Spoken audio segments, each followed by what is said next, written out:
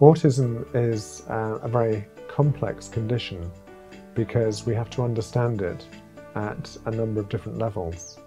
The way it gets diagnosed is at the level of behaviour and how the mind is working, so we have to use psychological methods. But ultimately, the behaviour and the child's mind is a function of the brain, so we need to look at the brain too.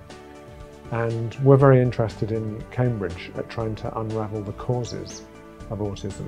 And autism is a lifelong condition, so we have to understand how autism unfolds from the earliest point in development through to teens, adults, even into later life.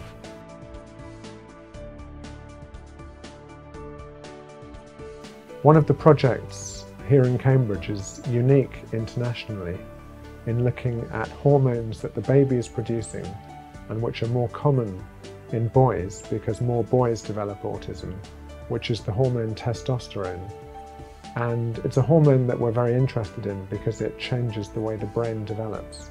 And we're measuring that when the baby is in the womb, and then we're waiting for children to be born and looking to see whether these hormones are elevated in those children who develop autism. So that's an example where we're trying to predict which baby might develop autism, which could obviously be of great value not just for understanding the biological causes, but also helping parents to anticipate that their child might have special needs and might need early intervention. Another project that we're looking at is the genetics of autism. We know that autism runs in families, so where you've got one child with autism in the family, the chances of a brother or sister who come along later also having autism is actually quite high. It's about 30%. So because autism runs in families, there's a good likelihood that there are genes for autism.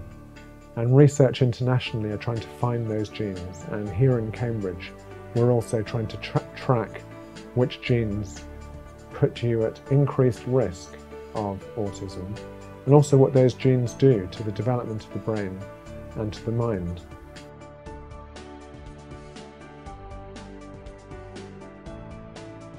Once the baby's born, we're doing research to see what's different about the baby.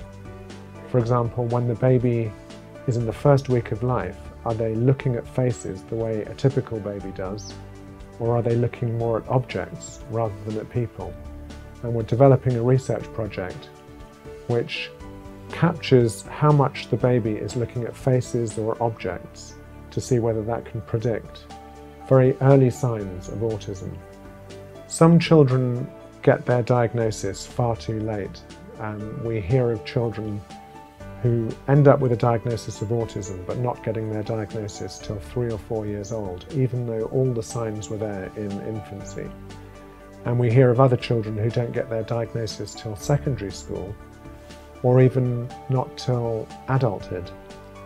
So what we're trying to do is develop tools for clinicians, professionals, like family physicians, teachers, therapists, to be able to pick up what we call the red flags, the signs that this is a child who might need to be referred for a specialist assessment.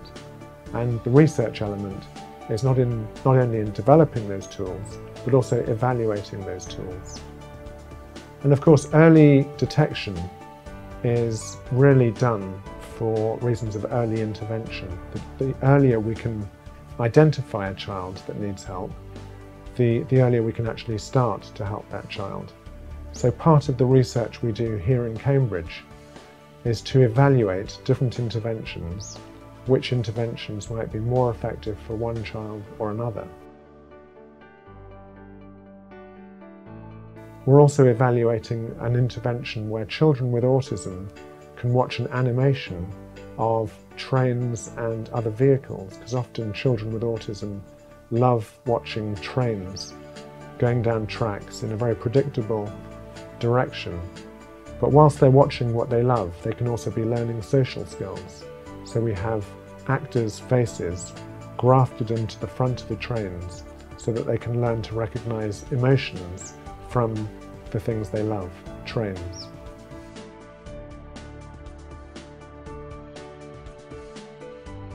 Conducting research into autism is expensive, and charities like the Autism Research Trust are trying to make an investment into the long term, which is to try and understand the causes of autism and also interventions, evaluating interventions for children with autism.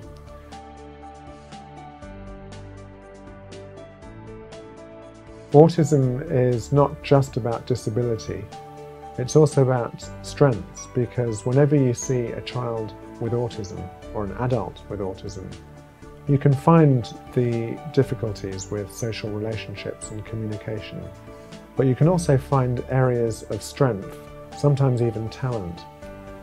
Some children or adults with autism have excellent attention to detail, and they can spot things that everybody else misses.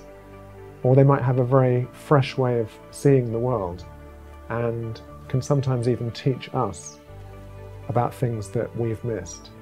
So part of our research is not only to understand the causes of their difficulties, but how we can best support their different way of doing things, their different way of developing, so that each child is fulfilling their potential.